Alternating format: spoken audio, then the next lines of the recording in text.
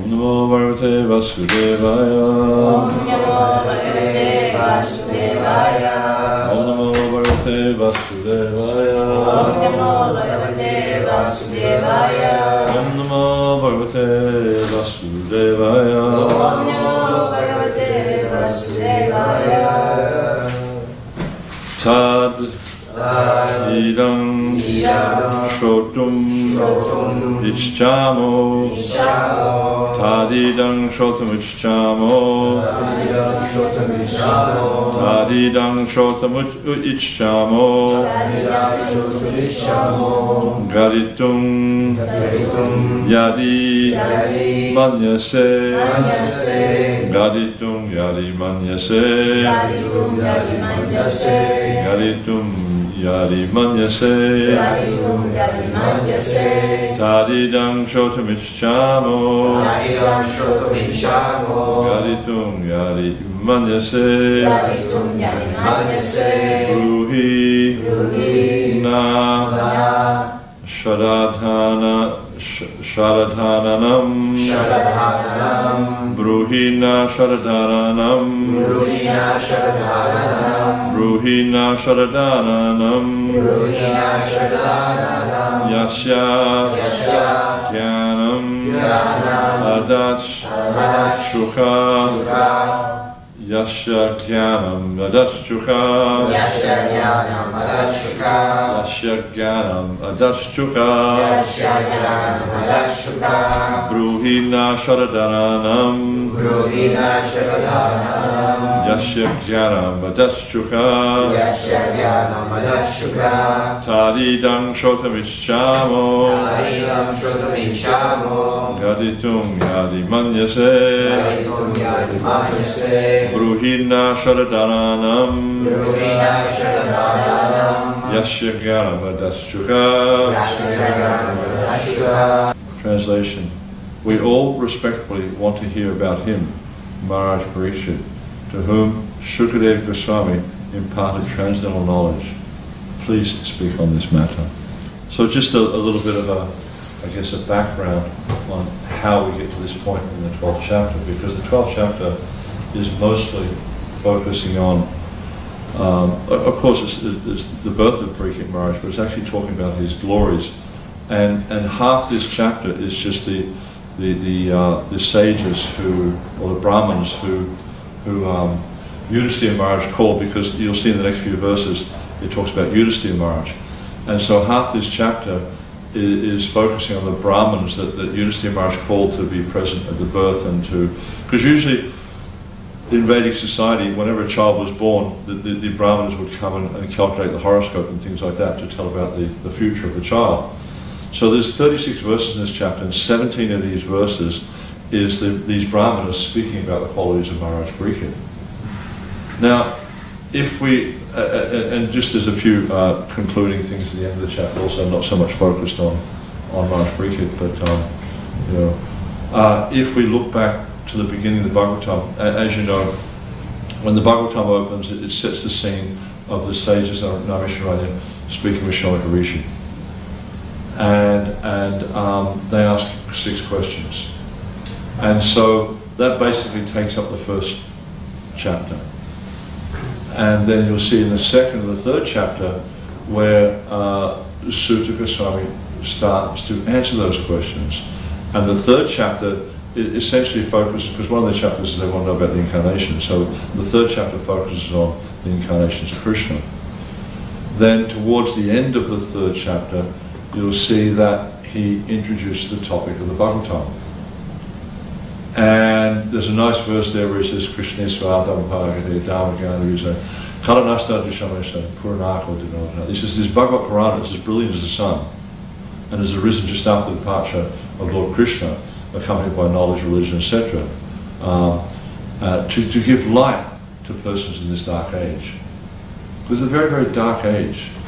I mean, you live in central London, I think you're aware of that. It's a very, very dark age. I mean, if we read the conversations that are going on here in the Bhagavatam and the way these personalities are interacting with each other. Do you have interactions like that here?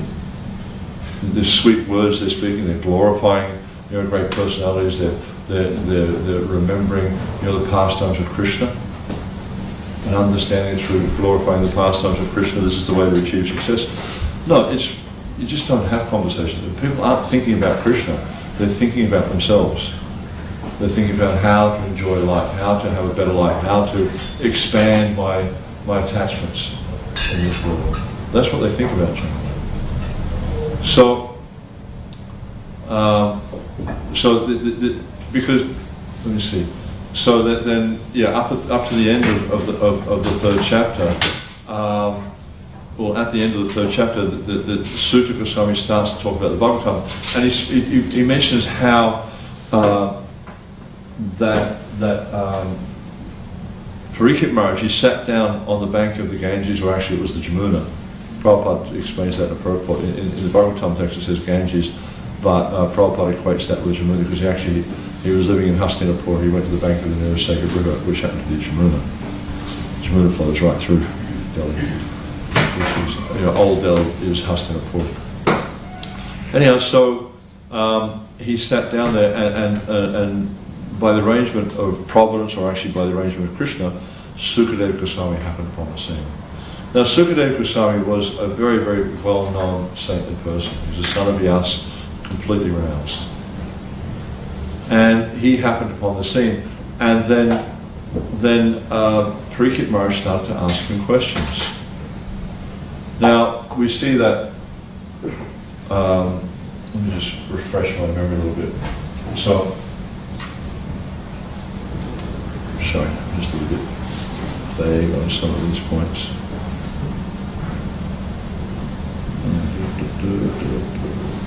One second.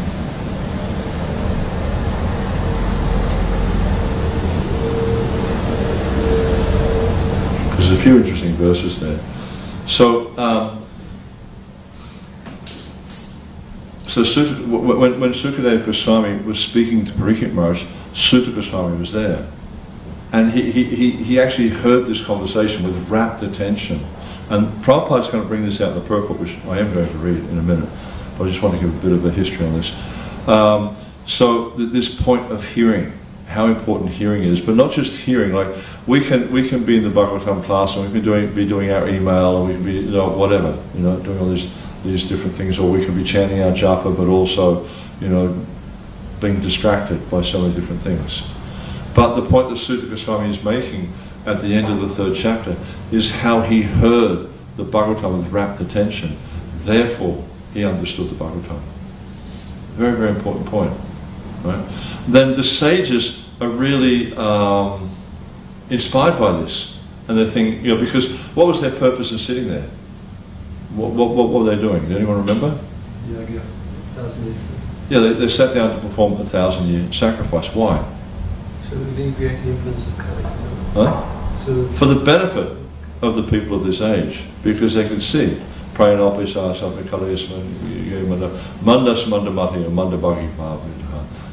people in this iron age, they refer to it as this iron age of Kali, are quarrelsome, lazy, unlucky, misguided. Above all, they're short-lived, but above all, they're always disturbed. So they're seeing the difficult situation of this age, and naturally, as brahmanas, what's the nature of a brahmana?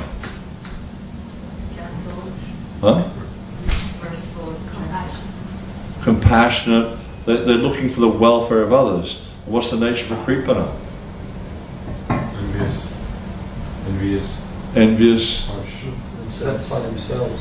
Yeah, they're looking for the welfare of themselves. Everything's focused on them. A brahmana is actually one who gives their life for the benefit of others. That's a brahmana. A brahmana is very liberal. A kripana is very miserly, and often referred to as a miser. Yeah?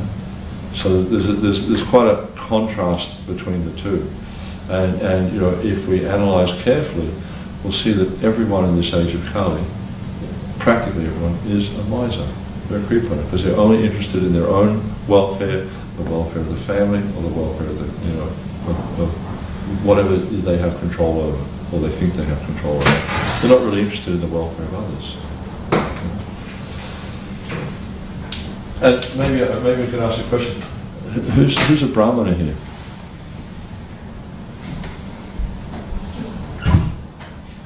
Don't point at me.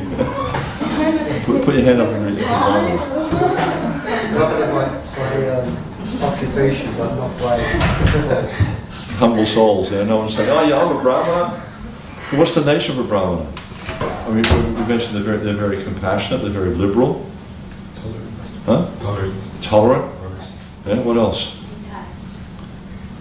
Detached. Yeah. What are the two most prominent symptoms of a Brahmana in this age of Kali? Prabhupada mentions it in the Bhagavad Gita. In the age of Kali, specifically? In the age of Kali. Screen. In negative sense? No, what are the most prominent qualities? Kindness. In the 18th chapter, Krishna lists a whole lot of qualities of Brahma. It was his Samadana Taposa Cham Chanti Rajam Jnanam Vijnanam Mastikam Brahma Kamasabhavacham.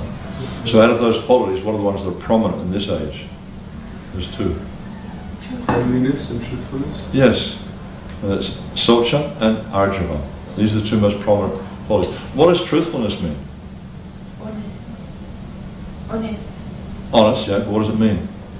Say the truth without. In terms of practical application, what does it mean to be truthful? Abide by the scriptures. To walk the talk. To walk the talk, very good. Abide by the scriptures. To abide by the scriptures, that's one element of truthfulness. There's an interesting story Prabhupada tells. I can't remember the name, maybe Melody, you remember the names of the personalities, but I think there was some personality approached one of the great rishis and asked him for diksha. And he asked him, what is your caste? And he went back, he was asking, who's your mother, who's your father? So he went back and asked his mother, he says, who's my father? And she said, oh, I don't know. And so then he went back to the sage and said, actually, I asked my mother and she doesn't know who my father is. And he said, oh, I can understand you're the son of a Brahmana because you're truthful. So even if it's detrimental to him, they'll tell the truth. And so, the sage, it might have been Gautam, I don't remember. He said, actually, I can understand because you're habituated to telling the truth. You must be the son of a Brahmana, because a Brahmana will always tell the truth. So, like, have we ever had the experience where we're put on the spot and someone asks us a question and we'll tell like a little white lie? We call it a little white lie to justify it, but actually as a Brahmana, it's not appropriate. There's a phrase that Prabhupada would sometimes quote, Satyam Bruyam Priyam. Satyam Priyam Bruyam. Let's speak the truth, but speak palatable truths. Yeah? So the idea is like, at least with this phrase, that, okay, present the truth, but present it in a way that's not painful or hurtful. But Prabhupada would say, when it comes to Shastra, we simply speak the truth, palatable or not. So that's the point, is that a Brahmana is always going to speak the truth. Not that we get caught up, Melanie and I were discussing this morning, not that we get caught up in politics, not that we get caught up in, all the gossip that's going around. This is not our business. If other people want to get involved in that, fine, that's their problem. But as Brahmanas or those who are aspiring or trying to cultivate Brahminical culture, then we need to just try to be equipoised in this situation, but always understand what is the truth and speak the truth. So then, what is the value of being a Brahmana? Why is it important to be a Brahmana? Because some might think, well, you might think, well, but actually no, I'm a Vaishnava, I'm beyond a Brahmana. Setting examples for the other Brahmanas. Set an example. What Prabhupada said is this society was for? Many, many times he said it. Creating a class of Brahmanas. This ISKCON society is for creating a class of Brahmanas. Why is that important? To lead society. To lead society, because the Brahmana is the leader of society. Even I was just reading this morning in the Canto 4, Chapter 21, there's a whole section there where Prithu Maharaj is talking about the qualities of Brahmanas. And he's saying that even as kings, Prithu is not an ordinary person. He's an incarnation of Godhead. He's a very, very powerful Kshatriya. And yet he's setting this example of serving the Brahmanas. He takes guidance from the Brahmanas. You know, we see that Yudhishthira Maharaj always, you know, even when they were exiled, and Yudhishthira was so deeply loved by all his subjects that when he was exiled from the palace, all the kingdom wanted to go with him, except the Kauravas, of course. But everyone else in the kingdom, the whole city, wanted to go with him. And he said, no, but I can't look after you. And then the Brahmanas, they went with him. And I can't remember the name of the river, but they went to a certain river. You know, the Brahmanas just couldn't leave him because, you know, they were just so dedicated to service of Yudhishthira Maharaj. And Yudhishthira Maharaj said, no, I can't take care of you. You know, I can't look after you properly, so please return to the city. And he knew that Duryodhana would look after him, because Duryodhana did follow Vedic culture. And then there was an instance in later on where it happened that they were involved in a fight with a Kshatriya, I think, with a Gandharva, and the Gandharva, he said to him, you know why I attacked you? And they said, no, why is that? He says, because you're a Kshatriya, where's your Brahmana who's leading you? So at that point they took shelter of Domya, and Domya became their like guide, I guess, guru guide kind of thing. You know? So yeah, we always see that in Vedic culture, the Brahmanas guide the Kshatriyas, they guide the leaders. And Janananda Maharaj and I were talking about this yesterday, how there's a king. He was talking about how in somewhere in Indonesia, there's a kingdom there that maybe is in Indonesia, where the Muslim ruler has Hindu advisors, Brahmana advisors, but you know, it's kind of like a external thing because they're not particularly Brahminical.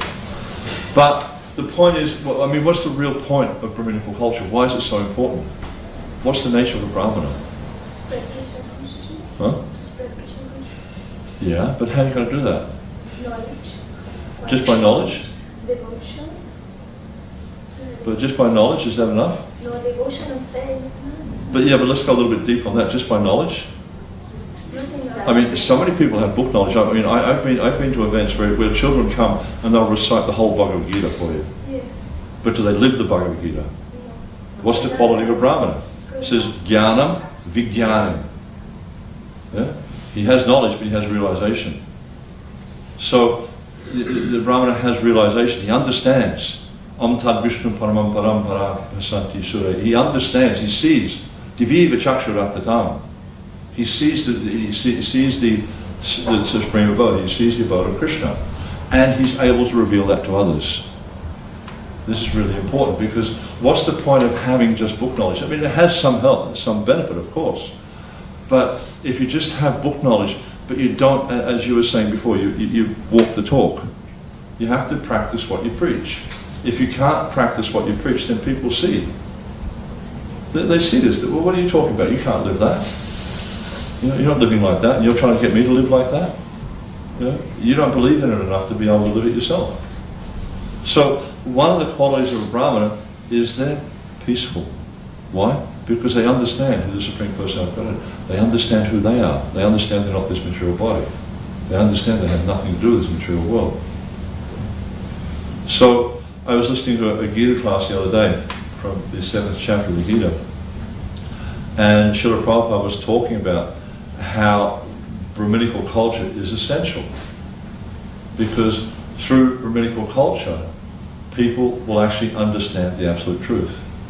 You know, through Brahmanas people will understand the absolute truth. So sure, we are, you know, obviously a Vaishnava is superior to a Brahmana, but we also need to take up Brahminical qualities. We need to lead by Brahminical qualities. And this is what we see the sages in Nṛsiṁha doing. They're leading by the Brahminical qualities.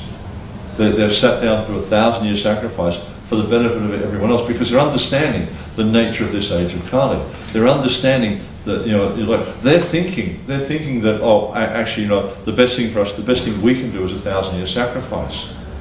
And they elect Shaunaka Rishi as their spokesperson, and Shaunaka Rishi starts to inquire from Sutta Goswami, because they understand that Sutta Goswami has heard from the great sage Shukadev Goswami. and he's heard this conversation where Parīkṣit Maharaj was inquiring from Sukadeva Goswami.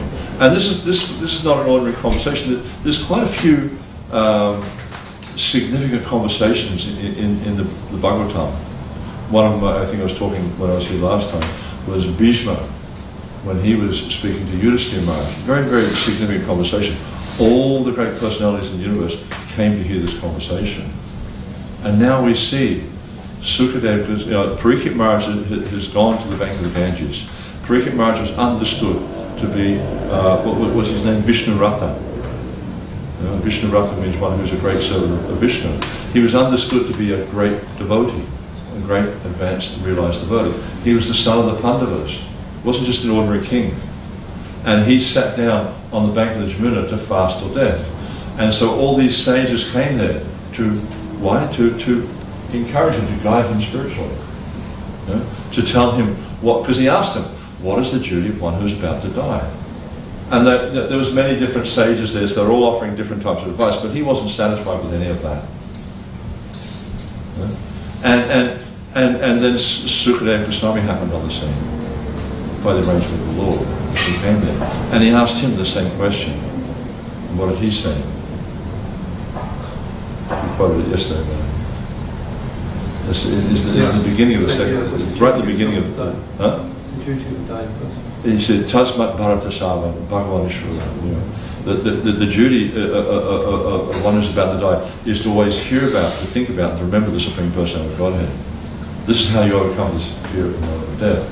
But we see, like, you look at the sages, they were saying to Sukadeva Goswami in the beginning of the 4th chapter, they asked him, I think it was 4 questions. They asked him, please tell us about Parīkṣit. They wanted to know about it because they heard about this exchange. They heard how Parīkṣit had achieved perfection by hearing from Sukadeva Goswami. So they wanted to know about this person. And they wanted to hear the Bhagavatam. And then they said, why did he give up everything to sit down on the bank of the Ganges and fast till death? He was the king of the world. He had every opulence you can imagine. Yet he was willing to give all that up. Why? They want to know. And why did he want to give up everything, including his life? And then how could he give up his mortal body, which was the shelter for? Because he was the king, so he was offering the shelter to everyone. He was the shelter for others. So why did he want to give up his mortal body, even though he had this responsibility of being the shelter for all living entities? Because it's the position of a leader. We're actually the shelter. Not in this age. In this day and age, like most of the leaders are practically your enemy. They're not the shelter anymore. You can't take shelter. I mean, I'm not sure who's the leader in the UK right now, but would you want to take shelter of them? And so then they asked this question, and then Sukadeva Goswami started to unfold the history of the Pandavas, and you look at chapters 5 and 6. He talks about Vyasadeva, his conversation with Narad Muni. Then chapter 8, Queen Kunti. I think chapter 7 from memory is that Ashvatthama? Yeah, Ashvatthama. He's trying to kill Parīkṣit within the womb. And then it goes all the way through. And now we come to, we had chapter 8 was Kunti, chapter 9 was Bhishma, 10, 11, can you remember what they are? Can't remember. Talking about Pandavas a bit more, I guess. Huh? That's the previous chapter, Krishna entered walking. So we see how it's all leading. And now that they've heard all this interesting background, but they really want to know about Parīkṣit. So chapter 12, he's talking again about Parīkṣit. They're asking, please, we asked these questions some time ago, please tell us about this question. So there's a little bit of discussion about Parīkṣit. And then we see 13, 14, 15, there's, other topics come up. And then again, back in chapter 16, they again discuss more about Parīkṣit Maharaj, because they really want to know about Parīkṣit Maharaj. And then chapter 19, we see that Sukadeva Goswami enters the scene. And then Sukadeva Goswami, he's worshipped by all, except by all these great personalities in the universe. Even his father Vyasa is there, Narad Muni is there. I mean, like all these personalities are there to hear him speak because they knew he was going to speak.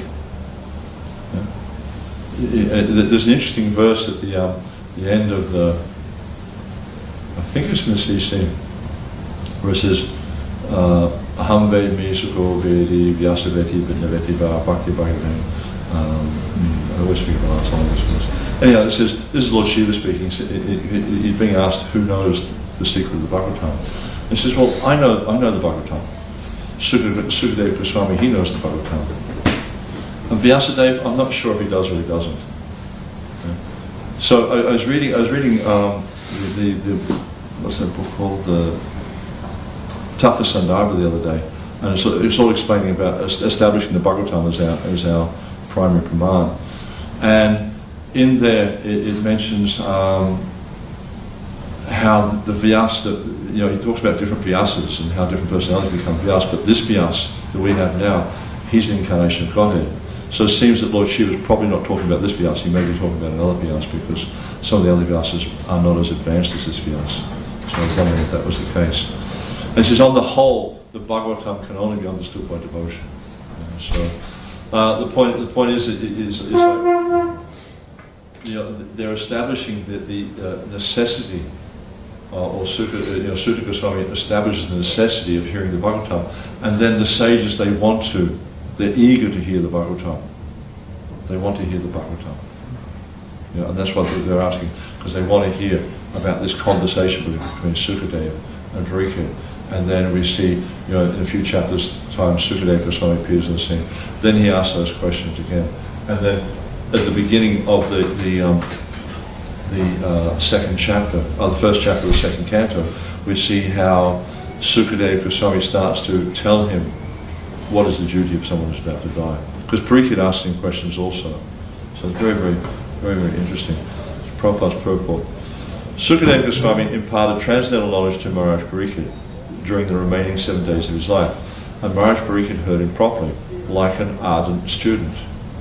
So very important, he heard him properly, ardent student. He was focused, he wasn't distracted.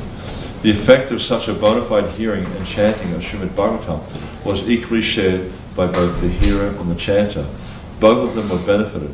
Out of the 9 different transcendental means of devotional service for the Lord, does anyone remember the 9 transcendental processes of devotional service? What are they?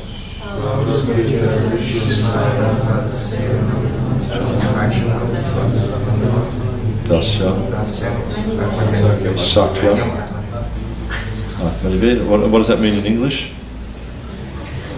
What does that mean? So hearing and chanting, remembering,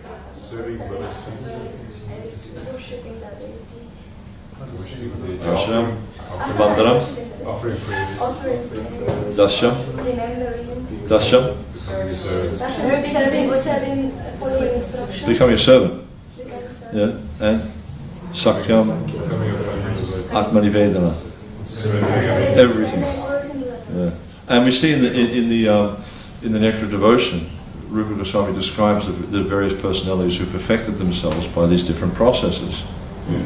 And here, we're talking about hearing and chanting. So who are the persons who perfected themselves by hearing and chanting? Parīkṣit and Sukadeva Goswami. Yeah? Which is interesting because Sukadeva Goswami was already very, very elevated. Both of them were benefited. So we talked about the 9 different processes of devotional service described in the Bhagavatam. Either of them, or some of them, or even one of them, are equally beneficial if properly discharged. So Prabhupada's making this point, if you do it properly, it's going to be beneficial. Maharaj Parīkṣit and Sukadeva Goswami were serious performers of the first 2 important items, namely the process of chanting and the process of hearing, and therefore both of them were successful in their laudable attempt.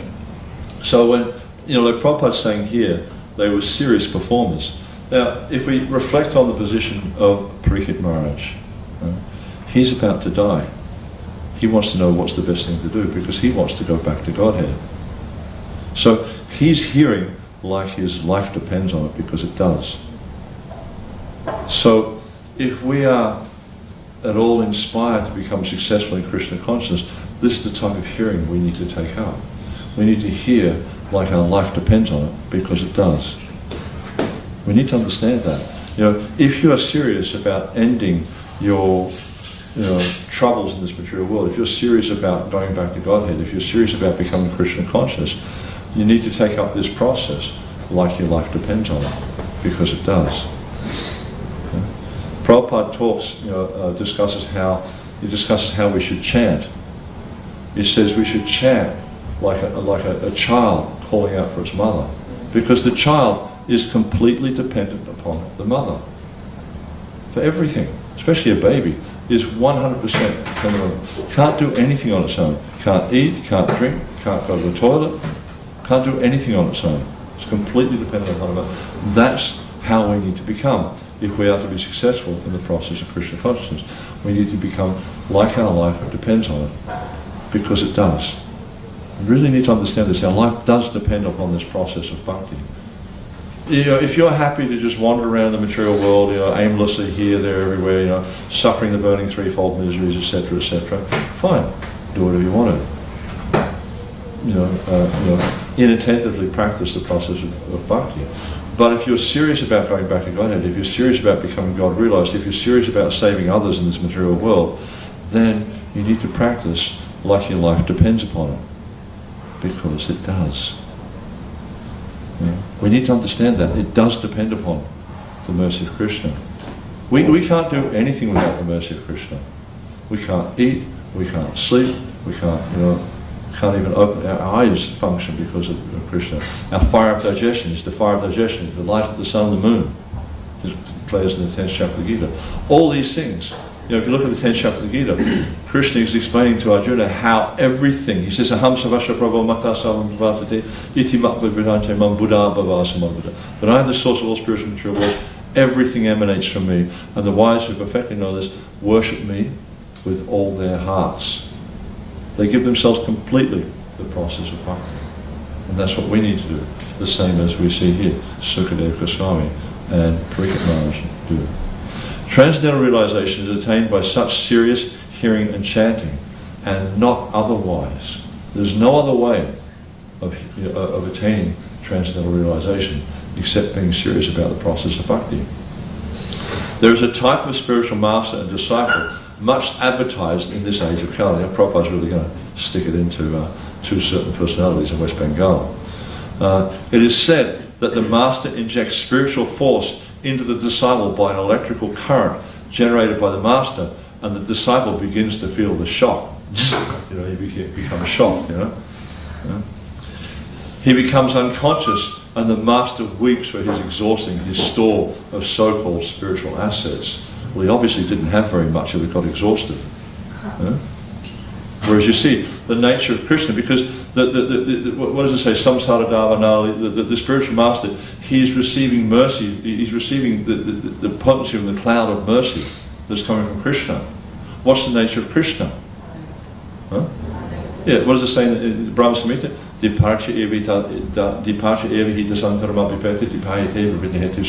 That just like you take one candle and you light another candle from it, they're the same. And you can light unlimited candles from that one candle, and it's the same, and it's not diminished. It's not diminished at all. Krishna can expand. Prabhupada says spiritual mathematics means 1 + 1 = 1, 1 - 1 = 1. So Krishna can expand himself unlimitedly, and he's not diminished in any way. And actually we see Krishna is constantly expanding. His potency is constantly expanding. His qualities are constantly expanding. He's never diminished. Things in this material world are constantly diminishing. So we can see by this that the personality who Prabhupada, does anyone know who Prabhupada's talking about here? Ramakrishna and Vivekananda. So Ramakrishna, he touched Vivekananda on the head, and Vivekananda got this spiritual surcharge, and he was thinking, I've now received it. And Ramakrishna's weeping because his spiritual power is exhausted. So mundane. If it is actually transcendental, how can it be exhausted? The transcendental nature is unlimited. Material nature is limited. So obvious, he didn't understand a thing. Because he was thinking, he became exhausted. Such bogus advertisement is going on in this age, and the poor common man is becoming the victim of such advertisement. We do not find such folk tales. I love our Prabhupada. We do not find such folk tales in the dealings of Shukadeva Goswami and his great disciple Maharaj Parīkṣit. The sage recited Bhagavatam in devotion. The sage recited Srimad Bhagavatam in devotion, and the great king heard him properly. The king did not feel any shock of electrical current from the master, nor did he become unconscious while receiving knowledge from the master. You know, we see there's a verse. There's a verse in the I can't remember what it might be the first or second chapter where Sauraka Rishi says Sutta Mahamo. He's talking about how he's feeling great satisfaction and pleasure from hearing about this discussion of the Bhagavatam. So he's actually enlivened by the process. Not that he feels like he's been electrocuted or he's passed out or something like that. He's feeling enlivened by the conversation. And what's the result of this enlivenment? He wants to hear more and more and more about Krishna and his devotees. One should not therefore become a victim of these unauthorized advertisements made by some bogus representative of Vedic knowledge. The sages of Nṛsiṁha were very respectful in hearing about Maharaj Parīkṣit because of his receiving knowledge from Sukadeva Goswami by means of ardent hearing. So, because they were so respectful because Parīkṣit Maharaj had perfected himself through this process of hearing from Sukadeva Goswami. So it's a very, very powerful exchange. Ardent hearing from the bona fide spiritual master is the only way to receive transcendental knowledge, and there is no need for medical performances or occult mysticism for miraculous effects. The process is simple, but only the sincere party can achieve the desired result. So Prabhupada is very, very powerful purport where he's saying the process is simple. It's so simple. How we become God conscious. There's no mysticism. There's no surgical operation required. There's no trick to it. It's not like you receive some secret mantra and you chant, you pay the guru some money and you chant the mantra and you become God. Or something stupid like that. No, it's a simple process. You hear the science from the self-realized person. And you hear it, as Prabhupada is saying, you hear it ardently, you hear it sincerely, you hear it with full attention. And you become purified and you become realized. It's a simple process. And the glory of this Sankirtan movement is that this Lord Chaitanya has presented this as the process for this age. He's presented it in a very, very straightforward, direct manner. But he's also said that in this age of Kali, there is no other way, there is no other way, there is no other way to achieve this perfection than simply by hearing about Krishna, by chanting Krishna's names, by speaking about Krishna. This is the only way of, and this is the focus of the Bhagavatam, because we see the whole Bhagavatam is focusing on talking about Krishna, talking about Krishna's devotees, and we see Parīkṣit Maharaj. What's he doing? He wants to hear about Krishna. He wants to know, how do I achieve? I mean, already he's that inquirer. He's looking for Vishnu because he saw him in the heart, in the womb. He saw him, and who is that person? I want to know who that person is. And he's asking Sukadeva Goswami, how, for one who's about to die, he knows he's got 7 days left. For one who's about to, and he's very serious about it. Very, very serious, because he wants to achieve success. For one who's about to die, what should they do? What should they think about? What should they hear about? And then he says, Tasmat Bhavatasava, Bhagavan Ishvaro Hari. You should hear about it. And he says, Bhagavan Ishvaro Hari. So there's no confusion. 3 ways he identifies it. Shotavya Kirtavya.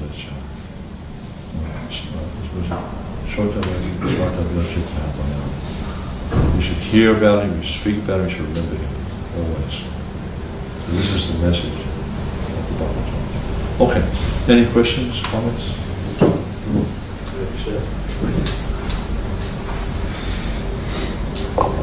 Hare Krishna. We're given 2 processes in Kali. preach it and also to attain it ourselves. And I was just wondering, at the end of life, is it dangerous to be preaching at the end of life because if we're in association with some contaminated consciousness? What was Prabhupada's example? What was Bhishma's example? Like Prabhupada, he came here to London just before he passed away. What did he say to his disciples in India when he was in India? He said, I want to die on the battlefield like Bhishma. So Bhishma, he's lying on the battlefield, and what's he doing? He's preaching to Yudhisthira Maharaj. So that was the example that was given by Acharya. And Acharya means one who teaches by example. So he's not teaching somebody else, he's teaching you, he's teaching me. He's teaching all of us how to live and how to die. So, there's the old saying, I want to die with my boots on. So we want to die giving our lives to Krishna consciousness. I was just recently in Spain, and I went to Tenerife, and I had the good fortune of spending some time with Parīkṣit Maharaj, who's in his mid-80s, or maybe past his mid-80s now. And I was just having a conversation with him, because we were sharing the room, and just talking about what inspires him in Krishna consciousness, what's his focus, and because one of the things I've been discovering as I go around is there's lots of disaffected young people who've had some involvement with Krishna consciousness and they've gone away because of various reasons. And for me, it's if we can somehow or other help those devotees, then I think that would be a very good service to do.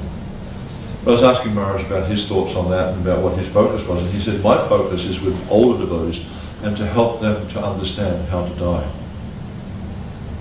Because that's also really important. It's okay, we need to know how to live, we also need to know how to die. And Prabhupada set such a stellar example of how to leave his body. His body was completely finished. Yet, he didn't focus on the body. He wasn't lamenting this situation in his body. And he was preaching to his disciples. Right up to the last minute, practically, Jayadvaita Maharaj was holding a microphone to his lips, actually touching his lips to the microphone. And Prabhupada was talking about that pastime when Lord Brahma steals the calves and the cow horns. In Bhagavatam, of course. So preach to the last breath. That's what your breath is for. Your breath is for speaking about Krishna. And chanting Krishna's name. It's not for just filling up your lungs. Because then you just become like the bellows of a blacksmith. That breathes also. But it just blows hot air, that's all it does. Don't be like that. Live your life to speaking about Krishna. That's what it's for. Anything else? Yes, Maharaj.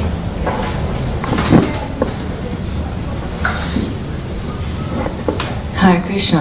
Prabhu, what is the significance of Maharaj Parīkṣit's story is specifically and especially for the age of Kali? Specifically what? Specifically for the age of Kali, like what is it that within that story that we can draw so much from as people of the age of Kali? Why isn't it another age, so to speak? There's a lot of things we can draw from that story. One of the things, and I was mentioning that before, is the question of the sages of Nṛsiṁha. They're asking, he gave up everything, and he had everything, because he was the emperor of the world. So the emperor means that everything, is under his control, under his charge. But he gave it all up to sit down and hear about Krishna. So what's more important? Possessions or hearing about Krishna? There's a nice story. I'm not sure where it's recorded, but it's the story about Sanatana Goswami, the touchstone. So he had a touchstone. So the nature of a touchstone is whatever you touch with it turns to gold. Right? And there was a devotee came to Vrindavan, and he heard that Sanatana Goswami had this touchstone, and then he asked Sanatana Goswami if he could have the touchstone. He said, well, you're a sadhu, you don't need things like that. He said, it's over there in the rubbish, you can have it. And so he was really happy, he went and grabbed it, and wow, a touchstone, he ran up and he started touching things and turning them into gold. But he wasn't completely stupid. He realized, if he's keeping the touchstone in the rubbish, he must have something more important, or something better than that. So he went back and asked Sanatana Goswami, he said, if you keep the touchstone in the rubbish, this tells me that you must have something that's better than the touchstone. He said, yes, I have something much better than that. Can you tell me? First you throw the touchstone in the Jamuna. So he threw the touchstone in the Jamuna, and then he came back. He said, what is that? And he gave him the holy name. He said, this is more important. So the thing is, we see with Parīkṣit, he understood what was of value and what was not of value. He understood, he was doing his service as the king as a duty. And this is something that's kind of like, I feel is quite important for us as members of ISKCON, is it doesn't matter what position we have in ISKCON, it doesn't matter what we're doing in ISKCON. We could be the chairman of the GBC, we could be the sweeper of the temple. It doesn't matter. We could be a guru with tens of thousands of disciples. It doesn't matter. It's not a position, it's a service.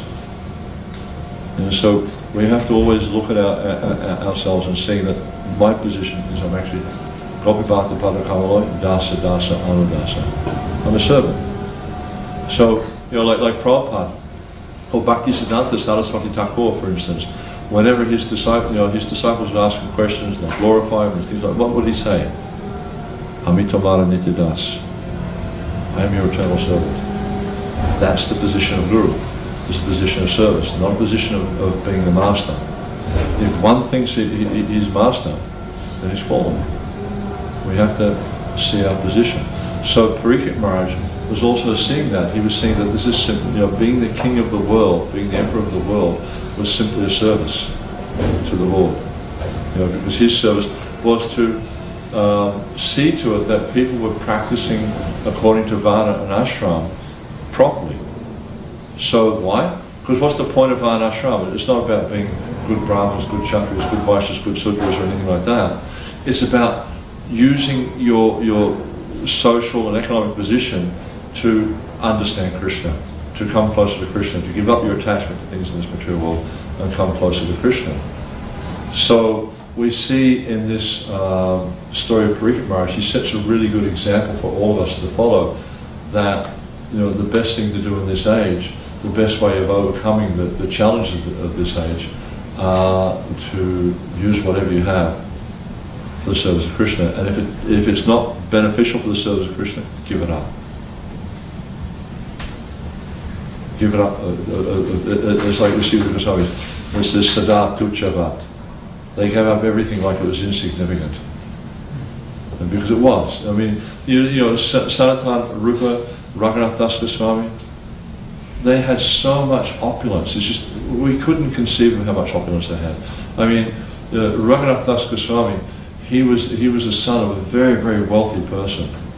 Like Prabhupada gives some figures on their daily income, and, it may not seem like much now, but if you multiply it back to 500 years ago, it's phenomenal. Millions of dollars, coming in every day.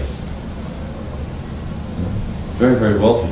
Rupa Goswami, Sanatana Goswami, Prime Minister, and Prime Minister, and what was the other role that you got? Treasurer, was it? Yeah, treasurer to the Nawab Hussain Shah, who was like the emperor of that whole section of West Bengal and all the way down to Madras, that whole section of India. He was the emperor, so very, very powerful. And he actually gave them the full control of the kingdom because he just wanted to go and fight wars. Because he really got pleasure out of killing people.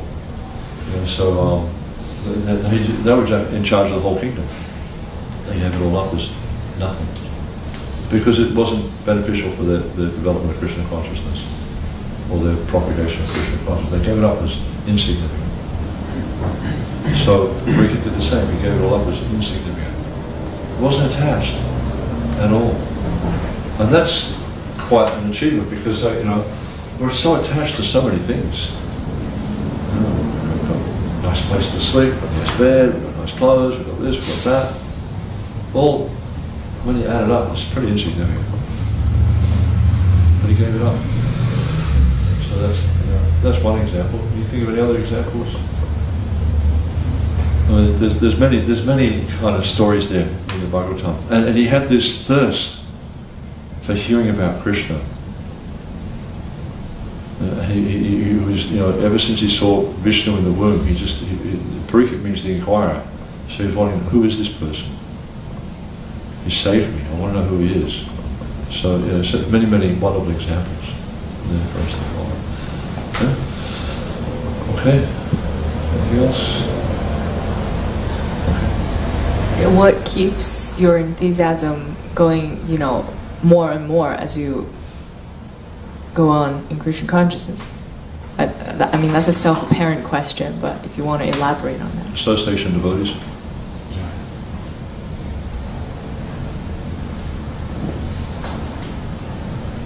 It's not the prasadam. The prasadam is nice. Yeah, it's not that. In the beginning stage, it was definitely prasadam. Halakha was a big inspiration for me when I first joined. But I think the thing that really keeps me going is the association of devotees. Because I'm just so inspired seeing how devotees are giving their lives to Krishna and trying to bring others to Krishna. I mean, it's so just like here. I mean, I couldn't live in central London my whole life. I just couldn't do it. I mean, you just walk down the road and it's just like, it stinks, Even like the place where Melly lives, you go into the foyer to go into the lift, and that just the smells of people's bodies. And we were talking about that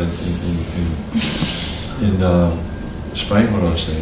It talks about how the bodies in Kali Yuga, they stink because people are eating all sorts of abominable things.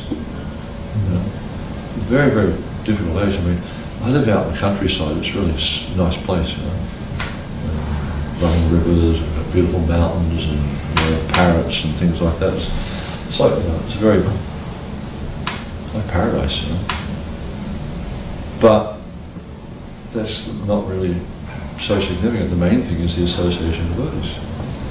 And like I just spent 4 days with Parīkṣit Maharaj, and just such an inspiring personality. Spending some time with Jamananda Maharaj yesterday, very inspiring. Spending time with all of you, very inspiring. Seeing the service that's going on for Radhananda Nṛsiṁha, the devotees going and distributing books every day, cooking in the kitchen. I mean, I cooked in that kitchen downstairs. I remember one time there was no cook for the restaurant. Something got sick, and Maharaj, who was the town president, came and asked me, said, "Can you cook for the restaurant?" So I said, "Okay." I cooked for the restaurant. I was like, "Oh God, what a place to cook in, But the floors, you've got to be really careful with that floor down there. It's so slippery. But so the devotees every single day of their life, they're just given their lives to serving Krishna. That's inspiring. They're giving their life for the benefit of others. That's inspiring. And it gives me something to aspire to become a better devotee. Okay, I'm better in there.